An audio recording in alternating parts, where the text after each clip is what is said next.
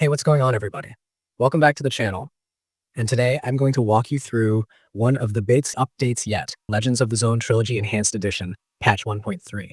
Now, this isn't just a tiny little hotfix. This is a patch that reshapes how you experience the trilogy, no matter if you're a veteran stalker who's been around since the days of Shadow of Chornobyl, or you're a brand new player who just picked up the Enhanced Edition for the first time. This thing touches quality of life features, bug fixes, stability improvements, console tweaks, Steam Deck optimizations, and even includes community-driven fixes that show just how dedicated the player base still is to keeping the zone alive and well. So let's really break this down piece by piece because there's a lot here and it deserves a proper look. One of the headline additions is the new quick slots feature for Shadow of Chornobyl and Clear Sky. If you've ever played Call of Pripyat, you'll know just how much of a lifesaver quick slots can be. Having that ability to assign your meds, bolts, or grenades to a single key press completely changes how fluid combat and exploration feel. Before this patch, players of the first two games didn't have that luxury and honestly made going back to those titles feel a bit clunky in comparison. Now, patch 1.3 has fixed that gap. You can access this by heading into the settings menu, sliding over to the game tab, and toggling the Enable Quick Slots checkbox. That little addition alone makes Shadow of Chornobyl and Clear Sky feel much closer to their younger sibling, Call of Pripyat, which is what Enhanced Edition is all about, unifying the trilogy while keeping its original identity intact. The devs didn't stop there, though, because they've also fixed and improved mouse simulation gyroscope support, making the experience on Steam Deck so much better. If you've been playing handheld and relying on gyro aiming, you probably noticed that it wasn't always smooth, but patch 1.3 fixes that. And for console players, there's a big win too. Auto switching between gamepad and keyboard input. That means if you're sitting down with a controller and then decide halfway through your session that you'd rather type something or use a mouse, the game switches automatically. It feels modern, it feels seamless, and it shows that the devs are paying attention to how people actually play these games today. Now let's get into the bug fixes and improvements, because this is where the patch really shines. Fonts were given a major overhaul, making them more familiar to longtime stalkers while also increasing their size for readability on the Steam Deck.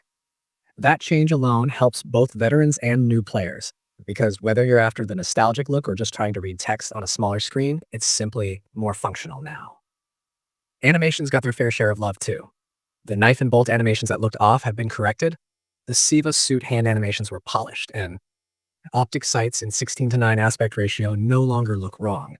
Even the skies got attention. The blurry sky issue that annoyed so many players is finally gone, giving the world back some of its visual sharpness. On top of that, there were a ton of tweaks to the actual systems running under the hood.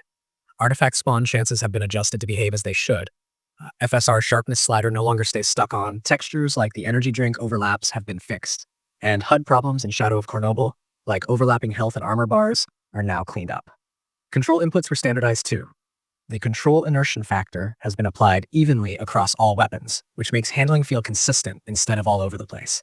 Side mouse buttons can now be bound, which is a huge quality of life win for PC players. And keybind corrections were made to the PDA in Shadow of Chornobyl, plus fixes to HUD issues, missing minimap sections like Wild Territory, and proper functioning of unique suit effects.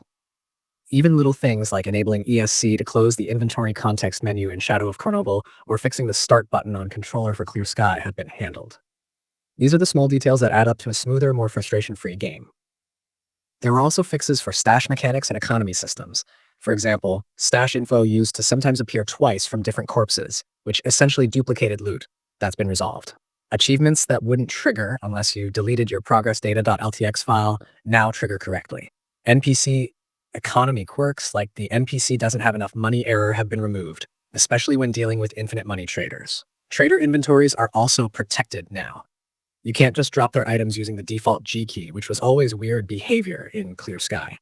Add in custom names for manual saves across all three games, and you've got a package that feels much cleaner for anyone who likes managing their playthrough in a very specific way. Each game in the trilogy also got its own game-specific fixes. In Shadow of Chornobyl, the devs added the missing Wild Territory section to the minimap, restored proper HUD functionality, corrected rookie village stalkers hiding in ambush forever after the Protect the Rookie Camp quest, and made sure tutorial encyclopedia entries unlock correctly, like the weapon hiding tutorial. Clear Sky had fixes for exoskeleton upgrade descriptions, mipmap bias changing anti-aliasing when adjusted via controller, persistent stash markers that wouldn't disappear, and even dialogue corrections for characters like Major Koletsky's agent. Call of Pripyat had its own improvements too, like fixing localization inconsistencies, ensuring quest items can't be picked up multiple times, correcting Grouse's looting animations at the Krug antenna complex, and making sure ammo and fire mode text align properly in the UI. Across the board, it's about cleaning up legacy issues that fans have dealt with for years. But patch 1.3 isn't just about what the developers did themselves, it also highlights community contributions. This is one of the coolest parts of the update because it shows the developers directly crediting fans and community modders who stepped up to fix long-standing issues. In the updated credits, you'll see these contributions listed, and they're not just small things either. On the C++ side, they fixed hunger damage not applying during bleeding in SOC and CS, corrected particle effects for poltergeists that used to appear at world 0 coordinates, sorted out reversed solar coordinates that made the sun move the wrong way, and adjusted rank to accuracy formulas so NPCs no longer had unnatural pinpoint precision at certain ranks. Even quirks like the out-of-money error for Infinity and the NPCs were solved, along with incorrect Y-coordinate placements for items tied to AI grids. For scripts and configs, the changes go deep. In Shadow of Chornobyl, doubled PSI emission audio and visuals were fixed, item spawn chances in boxes and corpses were corrected, bloodsuckers can now properly occupy the Cordon Mill, and pseudogiants can appear in the Pripyat Stadium. They cleaned up respawn logic so things like unintended bloodsucker spawns in Cordon no longer happen, fixed faction tasks like freedom versus duty challenges, added Psy Dogs to the Marked One's mutant kill stats, updated weapon animation issues, corrected Guardian of Freedom armor models, fixed monolithian spawns in X19, adjusted trade lists, and even added missing voiceovers for Krugloff in Wild Territory. They also ensured NPCs now drop proper VRG-25 grenades if they're equipped with weapons that use them. Clear Sky's script and config fixes include preventing stash duplication, adding quality of life options like put to slot or put to backpack for artifact detectors, ensuring achievements like decent start and gun baron track properly, preventing guides from leading you back to your own camp, and fixing dialogue chains for characters like Yar. Weapon and armor upgrades were corrected, stash purchases were updated, mercenaries now have dedicated voice acting, and technicians can actually upgrade items that were pre-upgraded. Even subtler details, like fixing subtitles, icons, ammo spawns, and faction greetings, were all addressed. Call of Pripyat wasn't left out either.